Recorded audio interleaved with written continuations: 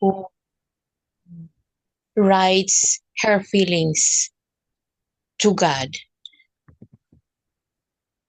On October 3, 1832, a baby girl was born in the home of the pastor of the church in Froderyd, Sweden. She was named Carolina Sandell, but everyone called her Lina. A frail child from an early age, she preferred spending time in her father's study to playing with other children outside. Gusto po niya makasama lang po yung father niya rather than playing outside po. At the age of 12, she was struck by a mysterious illness and left her paralyzed.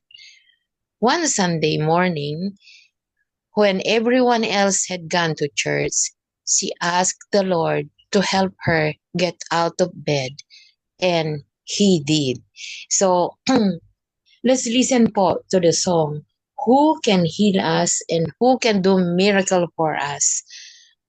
He is only one, and He is only Jesus. On the man who made her get out of bed, and He did. This morning, my brothers and my sisters, do we really know Jesus? Can we all proclaim, I know Jesus? I know Jesus. Yes. Once more po. Everybody knows Jesus in this group, or else you are not here in daybreak. Okay? 1, 2, 3. I know I know Jesus. I know my Jesus. Jesus. Who is He? Jesus is my Lord and Savior.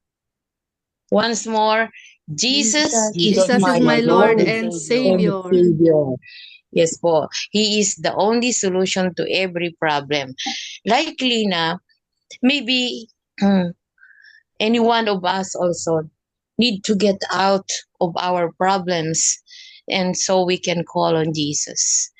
Not only those who are physically ill, but some of us are also spiritually ill, emotionally ill, financially ill po. And so we can call on Jesus. With all those whom we are praying for every day here in Daybreak, global and international, let us ask God to heal them like what Lina did. Jesus is the only one who can heal and make the lame walk again, and for the blind to see, and to restore back to good health all of those whom we are praying for, and those whom we prayed for before, who are already healed. He is the only one who can heal, and we will give Him all the glory. Only Jesus can heal all kinds of diseases. Like usually what Sister Finette usually say, maybe we are here in daybreak praying, but we also have something inside that we need to be healed, and only Jesus can. Only Jesus can heal all kinds of diseases and illness, spiritually, physically, mentally, emotionally, and financially. We can only pray for them, for all those who are needing help, those who are praying for, those who are needing healing. And so let's not give up, even though some of them are not yet healed. Let's all persevere in praying for them, believing that Jesus is the only one who can heal miraculously, like what He did to Lina. Imagine Lina was only 12 years old, but being with her father always in his study area instead of playing outside, when she wanted to get well, she knows whom she called. That because doctors are all enabled by God to cure with the help of medicines, surgery, and other means. But only Jesus can heal. So, next slide po. In awe, she dressed herself and walked slowly across the room. She could hardly wait to tell her parents how God had answered her prayer and healed her. A sensitive and expressive child, Lina started journaling at an early age. As she wrote down her thoughts, she discovered that they often came in poetry, and at the age of 16, Lina published a small book of her poems. When she was 26, she left with her father on a trip to Gothenburg that changed her life. What started as a pleasant adventure resulted in tragedy. Ano kaya po nangyari? Next slide po. As they crossed Lake Vattern, the small boat lurched, throwing her father overboard, and before her horrified eyes, he drowned. Imagine a father dying in front of you. Yeah, it's too hard. The next 3 years were a time of anguish and soul searching for Lena. The only thing that brought her comfort was the writing of hymns that seemed to flow from her broken heart. Within a year of her father's death, 14 of her hymns were published anonymously in the Christian periodical Bararen. The first 14 remained the most popular of the 650 hymns she went on to write. Next slide po. Among the initial 14 were Children of the Heavenly Father and Day by Day. We will listen to the Children of the Heavenly Father later in our closing song at the end. At the age of 35, Lena married C. Oberg, a Stockholm merchant, but continued to write hymns under the initials LS from her maiden name. Her hymns were set to music by Oscar Anfelt, a former member of the Royal Opera who became known as the Swedish troubadour. In a time of revival led by lay preacher Carl Rosenius, who also wrote hymns, Anfelt traveled throughout Sweden singing Lina's songs, accompanying himself on his 10-string guitar. Lina once said, Anfelt has sung my song into the hearts of the people. The other person who helped to make Lina's hymns known was Jenny Lind, the Swedish Nightingale. So lahat po yung in her time, mga sikat na tao po yung tumulong kay Lina. Considered to be the next slide po, the greatest soprano of her day. Lind was committed Christian who loved Rosenius' preaching and Anfelt's singing. Lind provided the funds for printing the first edition of Anfelt's songs, which consisted of the hymns of Lina Sandell and Carl Rosenius.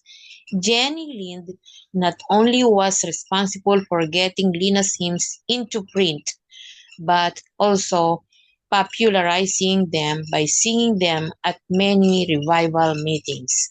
After giving up her operatic career, Jenny Lind's testimony to the Lord was largely known through her singing of Lina's hymn. Next slide po. Lina died at the age of 71.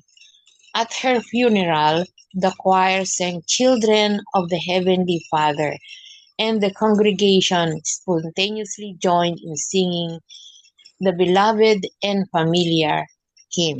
So we will be listening to that song later po. The lyrics is there, but we will be listening later. For many, the emotional tug of those beautiful words continues to this day. Next slide po. Reflection. Do you have a favorite hymn? What makes it special to you? Is it the words or a memory you associate with? All too often, we pay little attention to the words of our favorite hymns. Identify your favorite hymn and carefully think through the words line by line. Let it be God's message to you today. So let's read some of the Psalms po. Next slide po. Psalm 63 verse 7 says, I think how much you have helped me. I sing for joy in the shadow of your protecting wings. And Psalm 28, verse 7, the Lord is my strength and my shield. In him my heart trusts, and I am helped. My heart exalts with my song. I give thanks to him. So there are times po na gusto natin i-express yung feelings natin, and we can write it po. So let's listen po to one of the songs, a reflection song. For Lina, we can see that she was able to write hymns during her success, her victory of being healed. But also, she had tragedy losing his father. But we believe that in our victory and even in hard times, in good times and hard times, God is still the same, doing the things for us, doing the miracles, being our help. So let's listen po to this song. Song of Moses, rooftops po, saying that I am yours, Jesus. And yung next po is, I know a man who can, whenever somebody is sick, I know that somebody can help them and can heal them. And the third one is that God is the God who never slumbers. He is the same God yesterday, today, and forever. And he will never fail. That he is the God when I am victorious, and he is also the God when I am down. Kayo po, anyone who want to share their favorite songs? Last night po at 12 o'clock, yes, okay po. Si Pastora Reyda po ang nag-lead. Her favorite song is I Have a Friend in Jesus. Okay po, the floor is open na po. Opo, ang favorite hymn ko po, since I was a child, we grew up in a Christian family po. By the way, si Virgil po ito, Sister Flor. Yes po, I heard you. Yun pong Blessed Assurance, composed by Fanny Grosby po, yung blind na composer. Yun po, at saka yung What a Friend I Have in Jesus. Yung pong dalawang yan. Yes po. Thanks Thank for you po. sharing. Welcome po. Thanks for sharing. Anybody else po who want to share their favorite song? Ko po, sabi ko listening lang sana ako pero hindi ko matiis eh. Sabi yung vision ng Lord.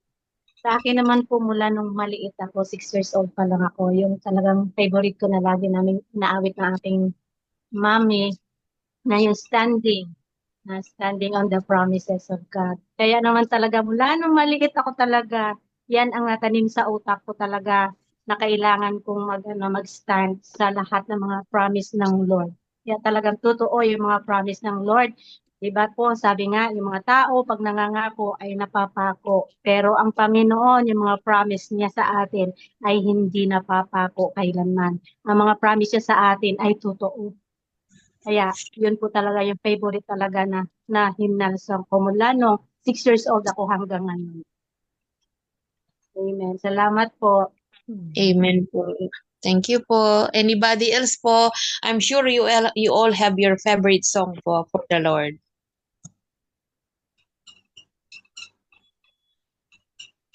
It's time to share with us po.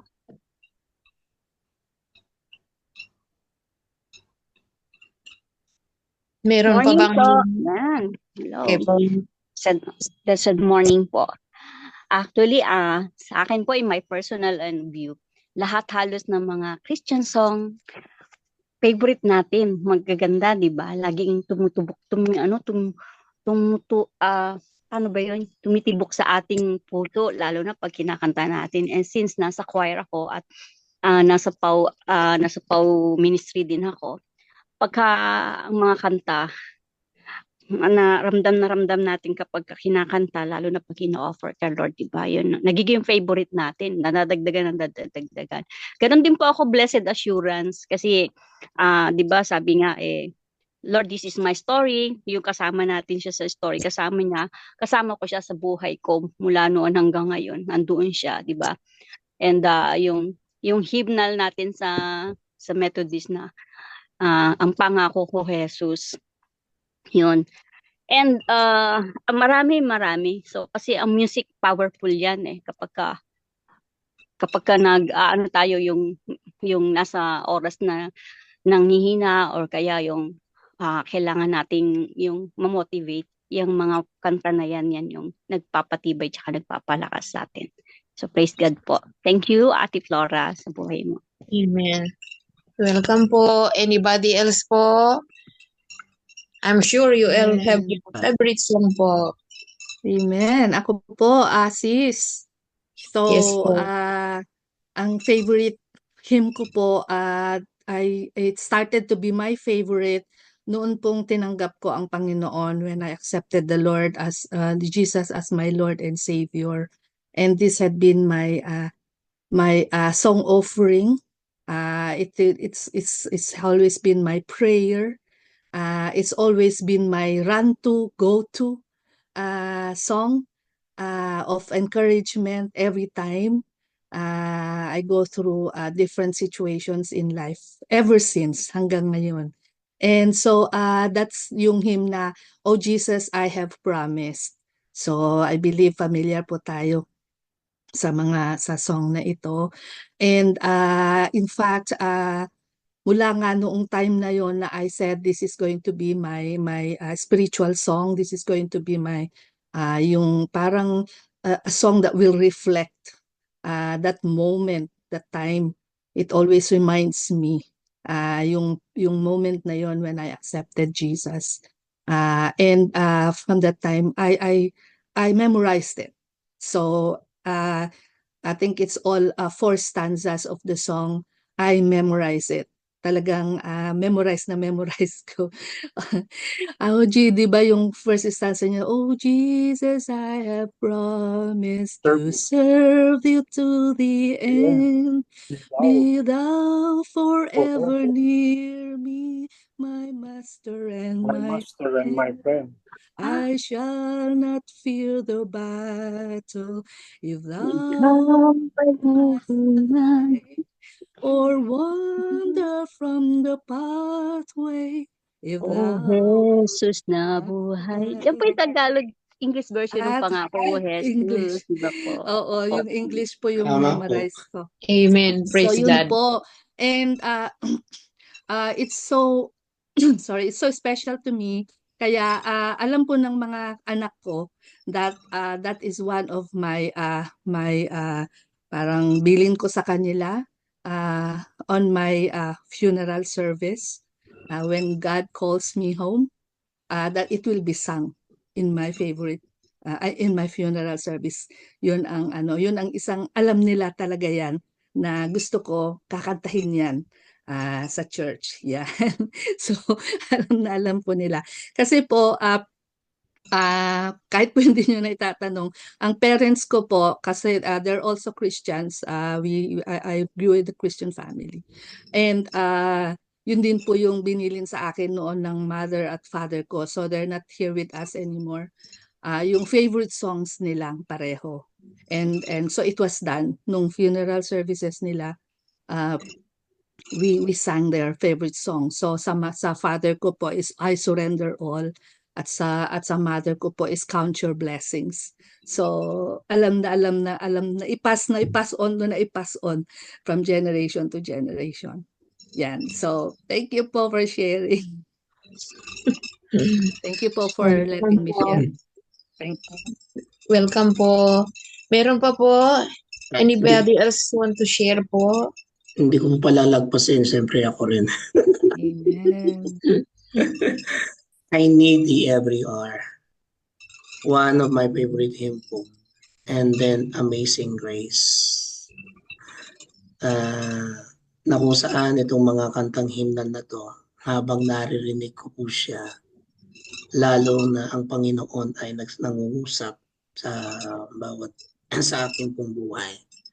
Of course, dahil po sinilang na sa mga 80s, to 90s, ang mga kanta ng mga Hillsongs. And one of the mga kanta rin po ni Stephen Cuban. I remember that mga kanta na yon.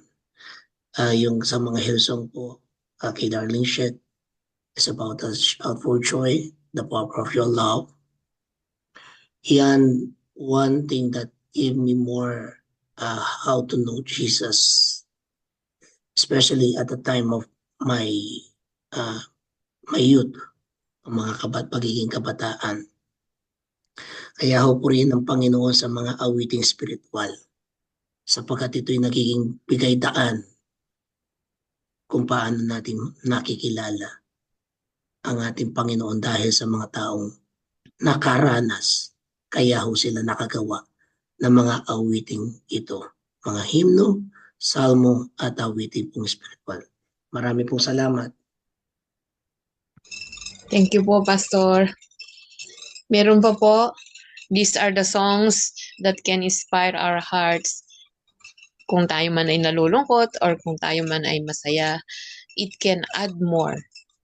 Praising God. Sino po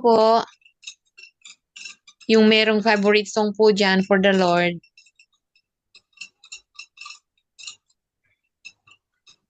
We can give one more po. Yes, auntie, ako po, ang paborito ko po yung, ang pamagat niya is In the Garden. Okay Yun po po. yung pamagat. Basahin ko lang po yung ilang words niya.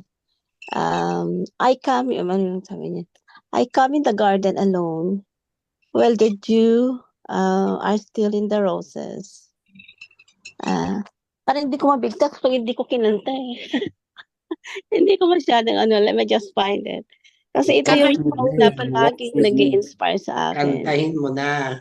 And it always Kantahin niyo na po reminds para me. Sabi maganda. niya, okay, kantahin ko na lang kahit yung boses ko ganito. Sabi niya, I come in the garden alone, while the dew are still on the roses. And hindi ko pa He rin walks alam. with me. Anyway, yung chorus niya ganito. And he walks with me, and he talks with me, and he tells me I am his own. Yun. So, kahit na ano yung nagiging kalagayan ko, masaya, malungkot, it always reminds me na anak niya ako, palagi niya ako nire-remind na anak niya ako. And my spirit always seeks his spirit very early in the morning. Yung parang kayo lang talaga, parang ikaw lang, tapos siya nandyan lang. Alam mo yung ganon. So yun po talaga yung pinaka-paborito kong hymn. Although yung sa yung sa parents, sa family, yun, yung how great thou art, tsaka yung great is thy faithfulness. Kasi inano niya dun yung how God is in our family. Pero yung individual, yung ako, yung In the Garden. Yun po. Thank you, Thank Auntie. Thank you po for sharing. Last na po. Last na po kasi wala na pong time. Isa na lang, Sister Flora. Yung Yeah. pong awit na Above All Powers by Yes po. Above All kay Michael W. Smith. Alilay ko na ba ako? Yung chorus niya na crucified and laid behind the stone, you live to die, rejected and alone, like a rose trampled on the ground. You took the fall and thought of me. When narinig ko itong chorus nito, sabi ko, you died 2,000 years ago, but you thought of me. And parang sabi ko, Lord, nandun ka sa krus 2,000 years ago, and yet I was here this century. Paano naalala mo ako? Paano lumagay ako sa isip mo? And I was so humbled na isa ako sa mga naalala ni Lord. That sabi ko, bakit mo ako naalala? 2,000 years ago, inalaw mo yung sarili mo to be crucified, to be trampled like a rose. Talagang yung nangyari sa Panginoon doon sa krus was he was rejected, and yung suffering that he went through during that time, and it's because of me. I know it's for everyone, but during that moment nung inaawit itong chorus na to, sabi niya, you thought of me. Ako pala yun. Kasama ako doon sa mga, naalala mo kaya you have to go through those sacrifices. Dahil one day I will go through suffering. One day I will go through challenge, trials, and problems in life. Kaya you need to go through those sacrifices. I believe lahat tayo dumaan sa iba't ibang trials ng buhay, lalo na umabot tayo sa age na ito, no? But nakita ko sa sarili ko na kaya niya ginawa pala yun dahil para magkaroon tayo ng victory sa life natin, sa mga pagdadaanan natin. Kaya parang sinasabi niya na hindi mo na kailangan mag-worry because I've been through there. I've been through what you've been through right now. Na tinanggap ko lahat yung mga paghihirap na yun para sa'yo. So, you will have the victory sa mga challenges ng life. Yun lang po, mga kapatid. Thank you so God be much. the glory. Yan. Pag-close na po yung ating devotion for today. Can I request po si Pastor Jenny Lynn po to close us po?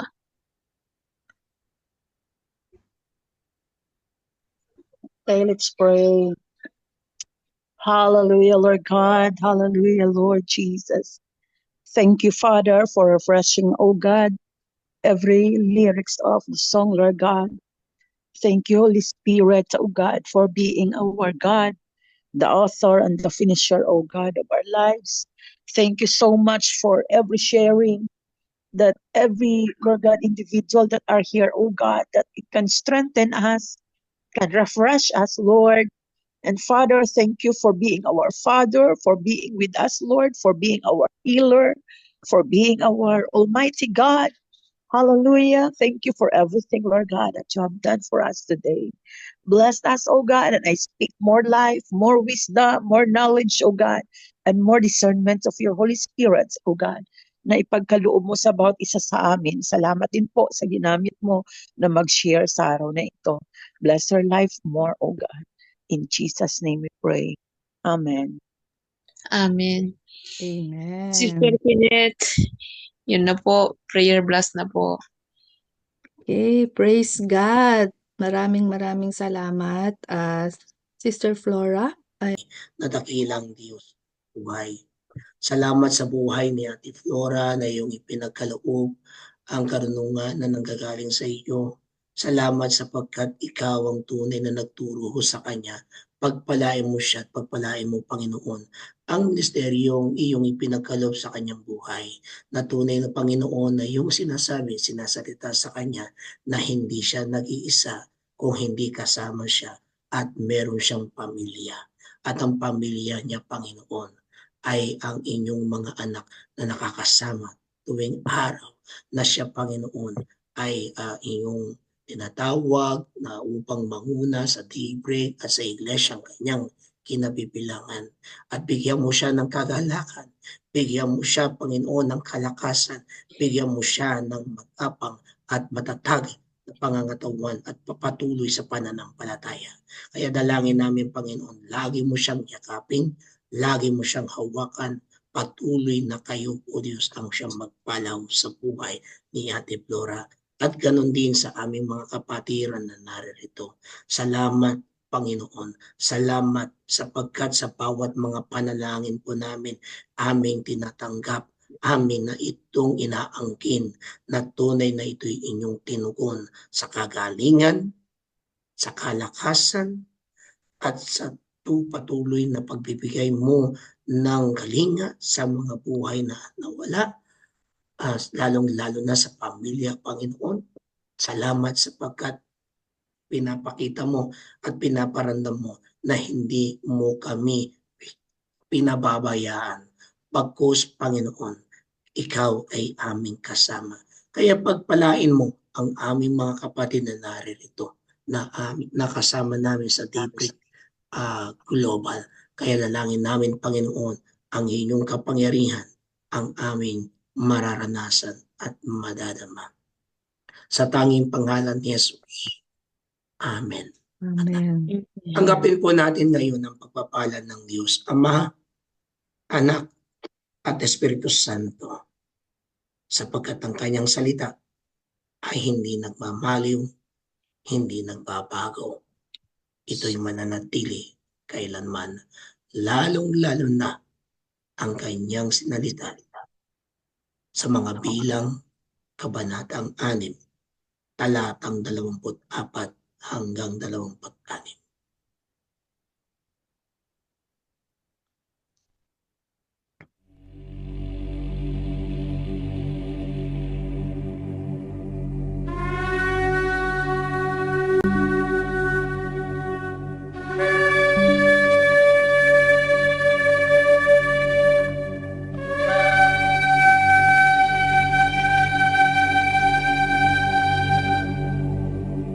יברכך אדוני וישמרך.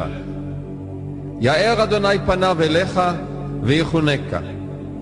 יישא אדוני פניו אליך וישם לך שלום. The Lord bless you and keep you.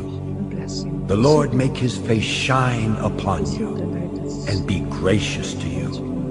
The Lord lift up his countenance upon you and give you peace. In Jesus' name, amen. Amen. Amen, amen. Thank you, God everyone. bless you all po. Salamat God po. bless everyone. Thank you. Thank you, Salamat, Sister Ate Flora. Flora. Praise God. Welcome po. Salamat po. So, sige po, before habang nandito po tayo, mag-announcement po muna tayo before we have our picture. So, again, thank you, Sister Flora, for today, for leading us. Tomorrow po, ang ating pong leader, si Pastor Vida May, at nag-confirm na po siya, all the way from Philadelphia, US. So, she will be leading us tomorrow. And then on Saturday, si Sister Olive Ileto. And Sunday po, si Sister Ruth. Monday, Sister Marisa. Tuesday, I think meron po yatang proxy si Jack Faye. So, malalaman po natin. And then sa Wednesday po, si Sister Rona. Wednesday, Sister Rona. And then next Thursday po, si Pastor Jenny Lynn. Ayan. So, ipanalangin po natin, sama natin sa ating personal prayers, ang ating pong mga kasama na gagamitin ng Panginoon sa mga darating na araw upang idalhin sa atin ang kaniyang mensahe sa pamamagitan po ng ating pagsasama-sama dito sa Global. Yan. So, sige po, before we leave the room, baka po pwede na pong mag-open tayo ng mga camera para po sa ating picture taking. Yan. Okay. Are we all ready? Yan. Okay. Sige na po. Ready na po ba tayo? Okay. Sige po. Ready. 1, 2, 3. Smile. Yan. Thank you. God bless po. Salamat po. Thank you po. Bukas. Thank you Shalom. po. God bless po. Salamat. Thank you po.